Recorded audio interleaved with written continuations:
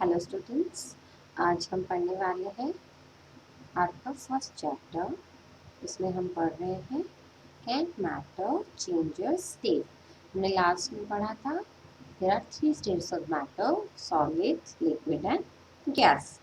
So gaseous state, solid state and liquid state, there are three states.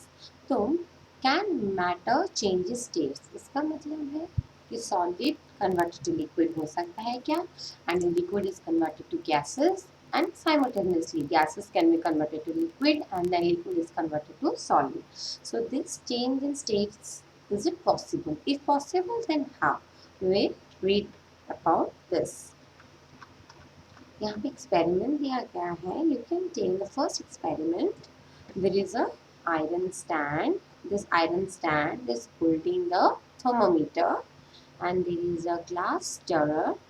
और एक आपका beaker है. In the beaker you have ice.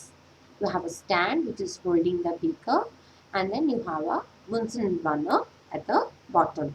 So what happens when you start heating the ice, okay?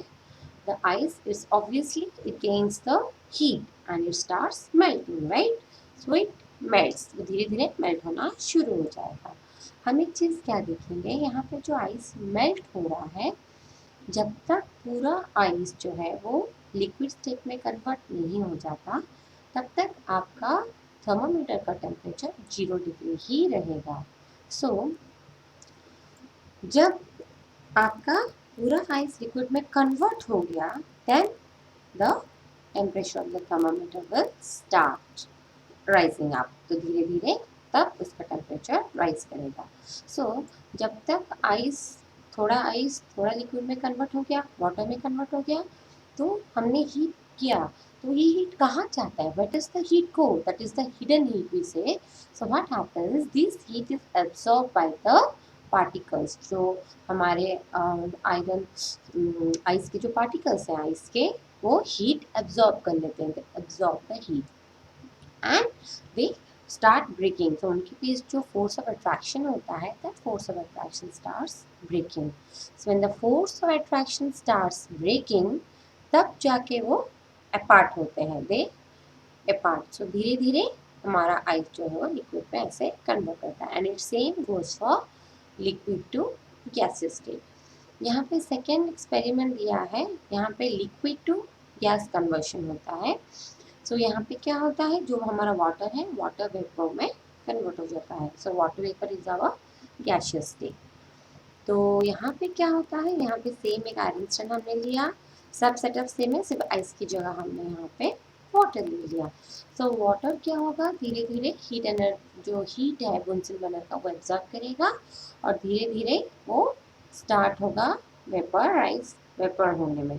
सो जब water जो steam या vapour में convert होता है, so liquid is convert to our gas state. इसके बारे में हम आगे डीपली पढ़ेंगे. Let's start reading. On increasing the temperature of solids, the kinetic energy of the particles increases. मतलब क्या, सॉलिड्स यहाँ पे सोचो आइस है या कोई भी सॉलिड हो. जब एक सॉलिड को हीट करते हैं तो उसमें क्या होता है, उसका जो काइनेटिक एनर्जी है, पार्टिकल्स का जो काइनेटिक एनर्जी है, that starts increasing. And due to this increasing kinetic energy, the particles start vibrating in their mean position or in their respective position. they start vibrating with a greater speed से वो vibrate होने लगते हैं to and fro. So the energy supplied by heat overcomes the force of attraction between the particles. So यहाँ पे जब हमने heat supply किया या जो एनर्जी सप्लाई हुआ, वो क्या करता है, वो पार्टिकल्स का फोर्स ऑफ अट्रैक्शन को ब्रेक करता है. Okay. So the particles leave their fixed position and start moving more freely. तो धीरे धीरे जो particles हैं वो अपने fixed position से move होके freely move करते हैं इधर उधर. So a stage is reached when the solid melts and is converted to liquids. So the minimum temperature at which a solid melts to a liquid at the atmospheric pressure is called as melting point.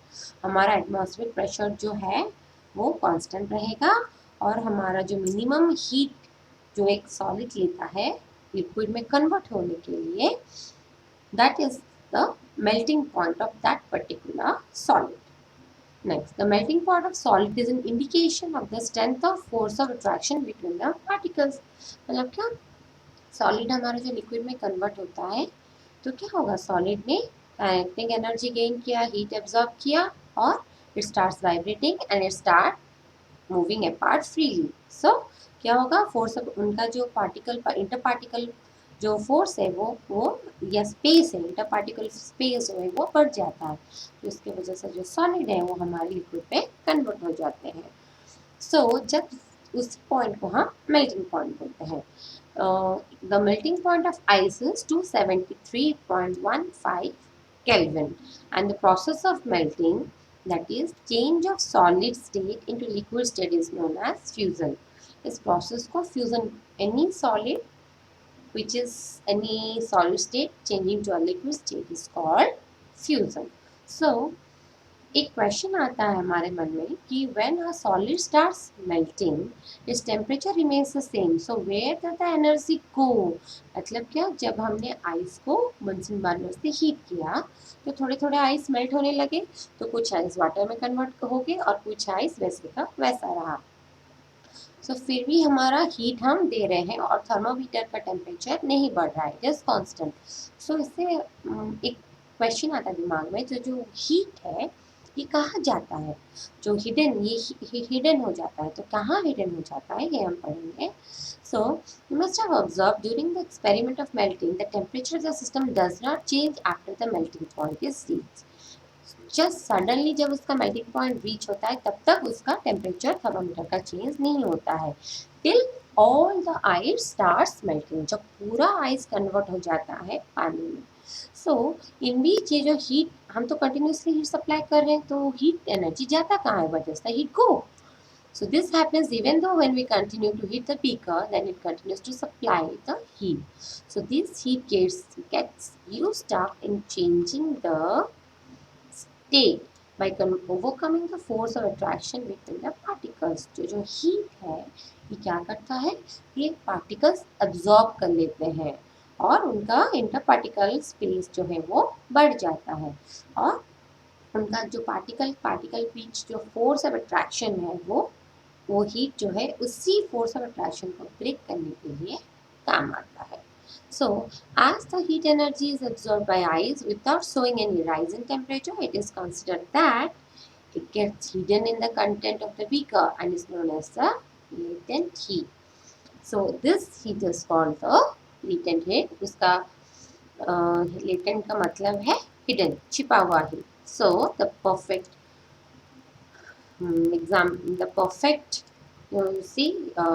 use of latent heat of fusion is the amount of heat energy that is required to change 1 kg of a solid into liquid. 1 kg of solid is converted to liquid at atmospheric pressure at its melting point is known as the latent heat of fusion. So this is the perfect definition of latent heat of fusion. So the particles in water at 0 degree, which is 273 Kelvin, have more energy as compared to particles of ice in the same temperature. क्योंकि क्या हुआ, क्योंकि उन्होंने heat energy absorb कर लिया और उनका kinetic energy बढ़ गया, तो इसकी वजह से 0 डिग्री जो particles in 0 degree have more energy than that of ice at the same temperature, right? So when we supply heat energy to water, particles start moving faster. Same it goes with when this liquid is converted to gaseous state. उसमें क्या होता है, हमने continuously heat supply किया, वहाँ पे भी particles जो है उन्होंने kinetic energy, उन्होंने heat energy को absorb किया, उनका kinetic energy बढ़ा and they start vibrating or moving faster in their place. So at a certain temperature, a point is reached where the particles have enough energy to break free the force of attraction from each other. तो क्या होता है, continuously वो heat जब absorb करते हैं तो एक पॉइंट आ जाता है जब उनका जो फोर्स ऑफ अट्रैक्शन है, दो पार्टिकल के बीच जो फोर्स ऑफ अट्रैक्शन है वो ब्रेक होना शुरू करता है. So at this temperature the liquid starts changing into gas. यहीं पे जब सारा लिक्विड ने हीट एब्जॉर्ब कर लिया और जस्ट वो वेपर होना शुरू करते हैं, So this is called, at this temperature liquid starts changing into gas, तभी वो gases में convert होते हैं. So this temperature at which a liquid start boiling at the atmospheric pressure is known as the boiling point. So the temperature at which a liquid starts boiling, just liquid हमारा boil होता है और वो just vapor होना शुरू होता है, then we call that point as the boiling point. So boiling is a bulk phenomena. Boiling is a bulk phenomena क्यों बोला जाता है? क्योंकि particles from the bulk of the liquid gain enough energy to change into vapor state. bulk क्योंकि उन्होंने बहुत सारा heat energy जो है वो absorb कर लिया, इसीलिए हम उसको एक bulk phenomena बोलते हैं. For water this temperature is 373 Kelvin. Temperature का जो बॉइलिंग वाटर का जो बॉइलिंग पॉइंट है वो 373 केल्विन है, विच इज 100 डिग्री सेंटीग्रेड. जब हम डिग्री सेंटीग्रेड को केल्विन में कन्वर्ट करते हैं तो हम उसमें 273 ऐड करते हैं. तो अगर 100 डिग्री को मुझे केल्विन में कन्वर्ट करना है तो उसमें 273 प्लस 100 ऐड करूँगी तो उसका 373 kelvin, which is the boiling point of our water.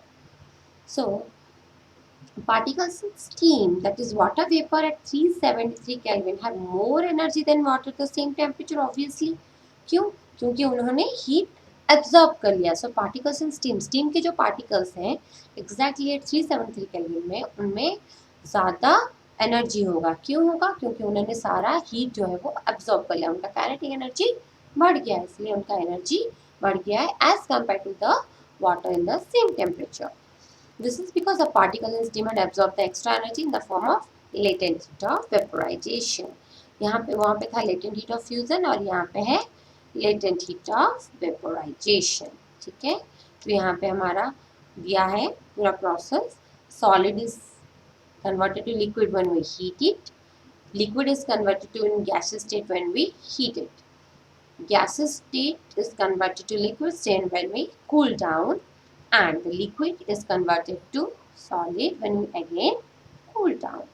So हमने पढ़ा कैसे solid to liquid and liquid to gases convert हो गया and gases to liquid and liquid to solid convert हुआ.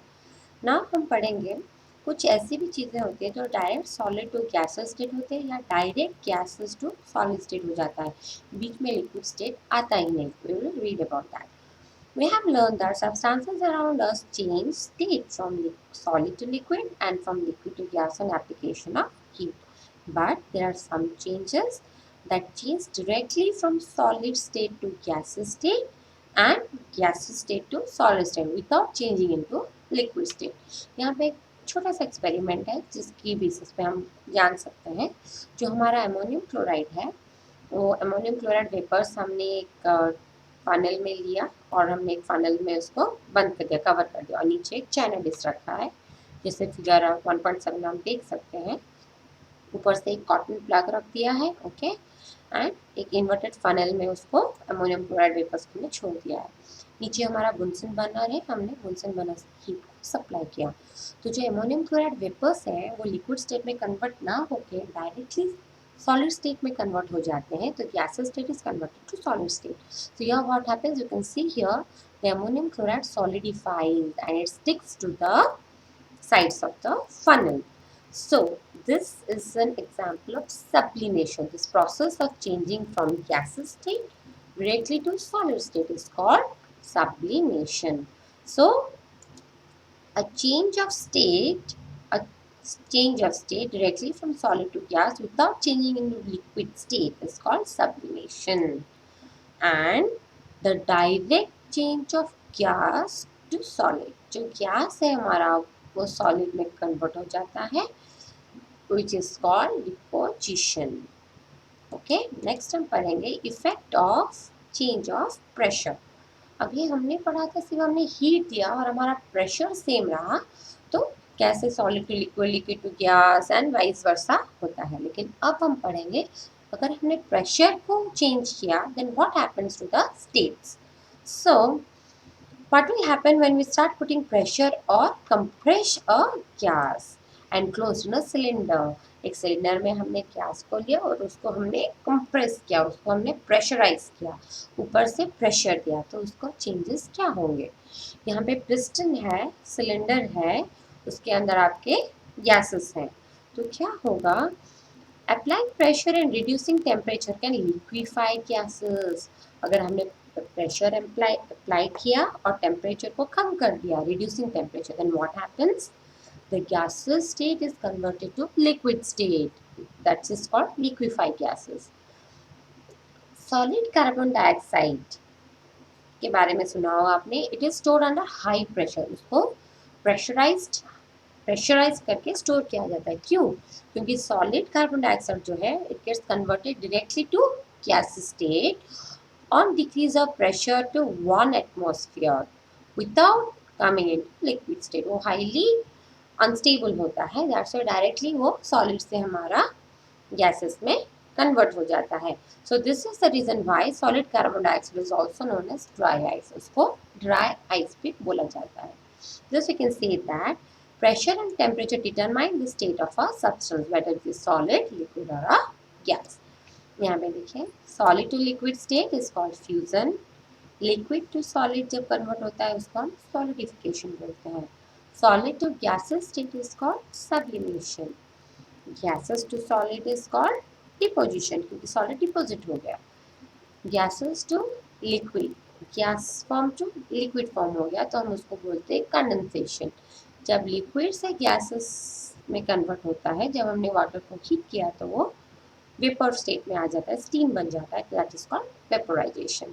This is the interconversion of three states of matter. You need to remember this, okay? So, हमारा दूसरा एक है evaporation. What happens when things gets evaporated? Do you always need to heat or change pressure for changing the states of matter? Can you quote some examples from everyday life where change of state from liquid to vapor takes place without reaching the boiling point? Water when left uncovered slowly changes into vapor. Wet cloth, हम जो कपड़े सुखाते हैं बाहर, wet cloth dry up, वो क्या होता है, लिक्विड से क्या उसका लिक्विड जो है वो वाटर जो है ड्राई अप हो जाता है. So what happens to water in the above two examples. इसमें वाटर कहाँ जाता है, we will study that. We know the particles of matter are always moving and they are never at rest. Particles हमेशा to and fro motion करते रहते हैं. Yeah, they never stay in rest. So at a given temperature, particular temperature, given temperature मतलब in any gas, liquid or solid, there are particles with different amounts of kinetic energy. सब particles का अपना अपना kinetic energy होता है according to the type of liquid or solid or gas what you are taking. So in case of liquids, a small fraction of the particle at the surface having higher kinetic energy is able to break away from the force of attraction of other particles and gets converted into the vapor. तो क्या होता है, जो particle का surface होता है, right, जो surface पे जो पार्टिकल्स होते हैं, they have higher kinetic energy. So what happens? The force of attraction between them breaks and they convert it into vapors. So this phenomena of change of liquid into vapor at any temperature below its boiling point. At any temperature below its boiling point. ये ध्यान में रहे. This is called evaporation.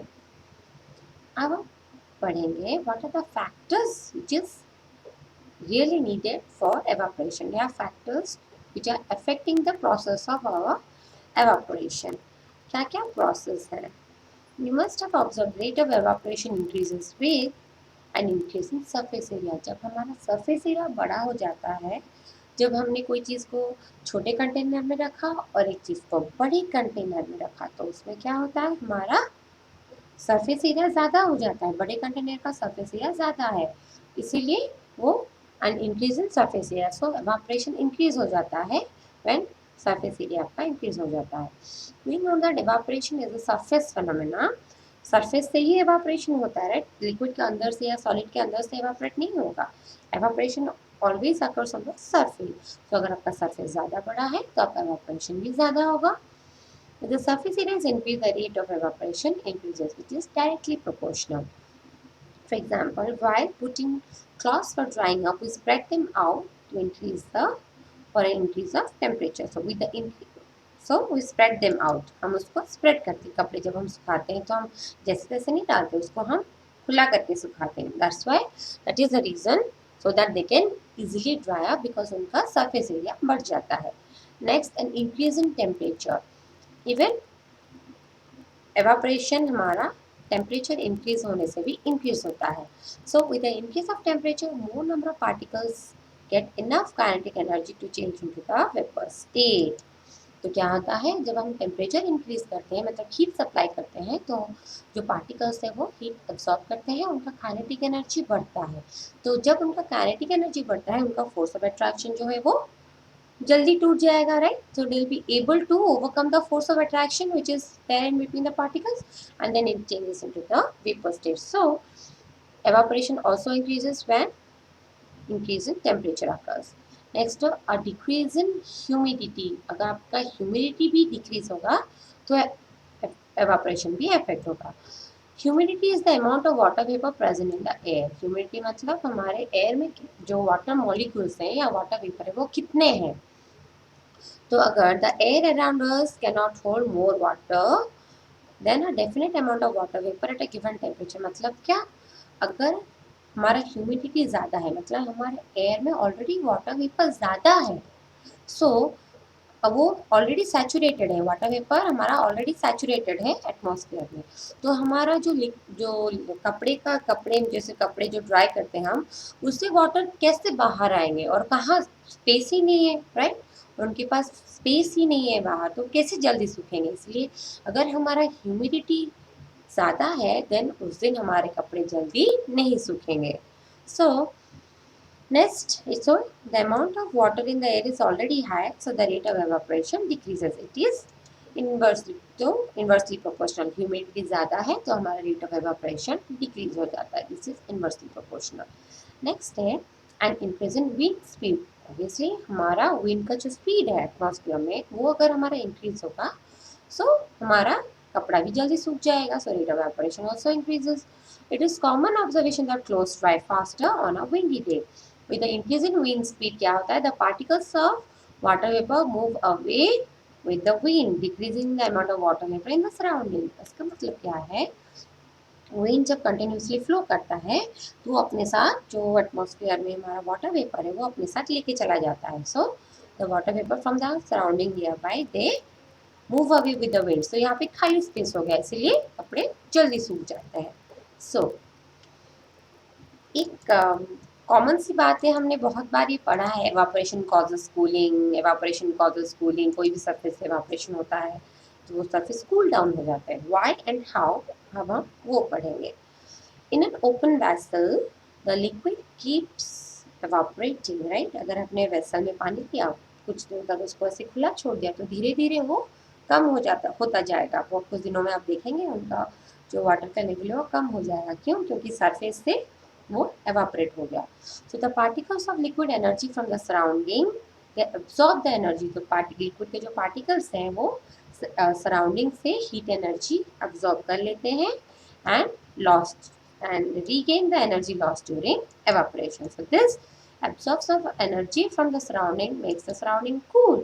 So हमने एक beaker लिया, उसमें पानी भर लिया, कुछ दिन तक बाहर छोड़ दिया, तो क्या होगा, जो लिक्विड के पार्टिकल्स हैं उन्होंने बाहर का जो टेम्परेचर है उसको हमने उस पार्टिकल्स ने एब्जॉर्ब कर लिया. धीरे धीरे क्या होगा, बाहर का जो सराउंडिंग है वो कूल डाउन होना शुरू हो जाएगा क्योंकि बाहर का जो हीट है वो सब उस लिक्विड ने एब्जॉर्ब कर लिया, राइट. इसीलिए evaporation causes cooling. What happens when you pour some acetone, that is nail polish remover, on your palm? Nail polish remover हम लेते हैं, आप ये एक्सपेरिमेंट घर पे भी कर सकते हैं क्योंकि हर किसी के पास तो नेल पॉलिश रिमूवर होता ही है.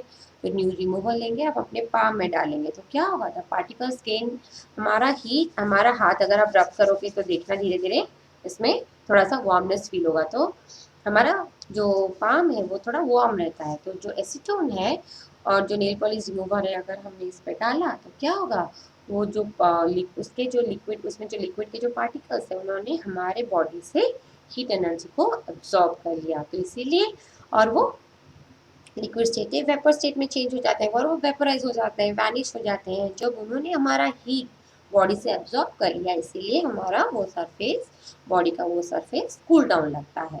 The particles gain energy from your palm और surrounding and evaporate causing the palm to feel cool.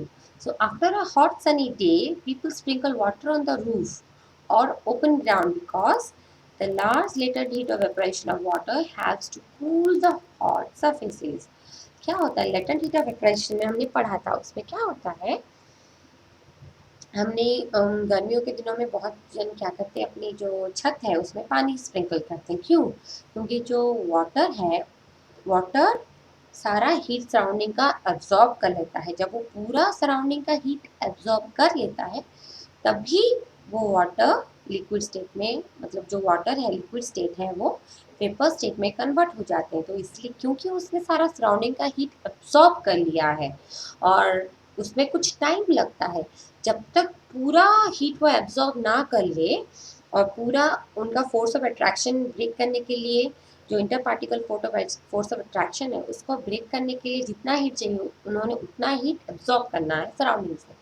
जब तक उन्होंने सारा वाटर जो है वो उन्होंने हीट एब्जॉर्ब नहीं किया तब तक वो वेपर स्टेट में कन्वर्ट नहीं होते हैं। तो इस प्रोसेस में कुछ टाइम लगता है। That's why due to the higher larger latent heat of vaporisation of water is used for cooling down, okay, the hot surfaces. So why should we wear cotton cloths in summer? हमको summer में cotton clothes क्यों पहनते हैं, हम nylon या silk clothes क्यों नहीं पहनते? क्योंकि during summer we perspire more because a mechanism of our body which keeps off cool. That is, we know that during evaporation, the particles at the surface of the liquid gain energy from the surrounding our body surfaces and change into vapor. Obviously, जो particles हैं वो पहले heat surrounding से हमारे body से heat को पहले absorb करेंगे, फिर जाके वो लिक्विड स्टेट से वेपर स्टेट में कन्वर्ट होंगे, उनका जब इंटरम particle force of attraction break होगा। So the heat energy equal to the latent heat of evaporation is absorbed from the body, leaving the body cool. That is, cotton being a good absorber of water helps in absorbing the sweat and exposing it to the atmosphere for easy evaporation. जो cotton cloth है उसमें क्या होता है, बहुत जल्दी हमारा जो वाटर है या स्वेट है हमारे बॉडी से वो बहुत जल्दी एब्जॉर्ब हो जाता है कॉटन से। तो उससे क्या आता है, is a good absorber of heat, so it helps in absorbing sweat. जो स्वेट एब्जॉर्ब हुआ और फिर वो आउटर सरफेस में जो हमारा स्वेट है या जो जो वाटर है वो क्या होता है, सराउंडिंग से हीट को एब्जॉर्ब करेगा और वो वेपर स्टेट में कन्वर्ट हो जाएगा। So it is used in exposing it to the atmosphere for easy evaporation. तो एवापोरेशन हो जाता है सरफेस से, एवापोरेशन सरफेस से हो गया तो हमको कूलिंग फील होता है। So evaporation causes cooling is a perfect example. Okay, so why do we see water droplets on the outer surface of the glass containing ice cold water?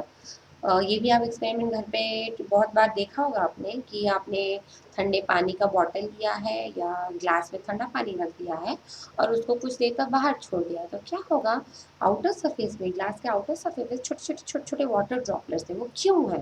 Will see that. Let us take some ice cold water in a tumbler और a glass. So you will see water droplets on the outer surface of tumbler. The water vapor present in the air and coming in contact with a cold glass of water loses energy and gets converted to liquid state. When we see, that is why we see the water droplets. तो क्या होता है, the water vapor present in air. Air में हमारा moisture रहता है, water vapours के molecules रहते हैं, तो वो जब ग्लास के कांटेक्ट में आते हैं इट लूजेस एनर्जी, क्योंकि वो हीटेड रहता है, हमारा टेम्परेचर वार्म रहता है राइट सराउंडिंग्स का। तो इसमें जो वाटर वेपर्स है उनका टेम्परेचर भी वार्म रहता है as compare to the ice which we या आइस कोल्ड वाटर, जो कि उनका टेम्परेचर ठंडा रहता है। तो यहाँ क्या होता है, जो आइस जो वाटर इन द सराउंडिंग के जो वाटर मॉलिक्यूल्स होते हैं, वेपर्स होते हैं, वो क्या करते हैं, कूल डाउन हो जाते हैं जब वो आइस के सरफेस को टच करते हैं या जो आपका टम्बलर है उसके सरफेस को टच करते हैं और वो एनर्जी लूज कर देते हैं। They lose their energy. जो जब एनर्जी लूज हो गया, उनका हीट लूज हो गया, तो ये क्या होता है, हमारे जो वाटर वेपर्स हैं वो लिक्विड स्टेट में कन्वर्ट हो जाते हैं। So that's why we see the water droplets. So I hope this first chapter is clear to you all. With this we come to an end of our first chapter. Thank you.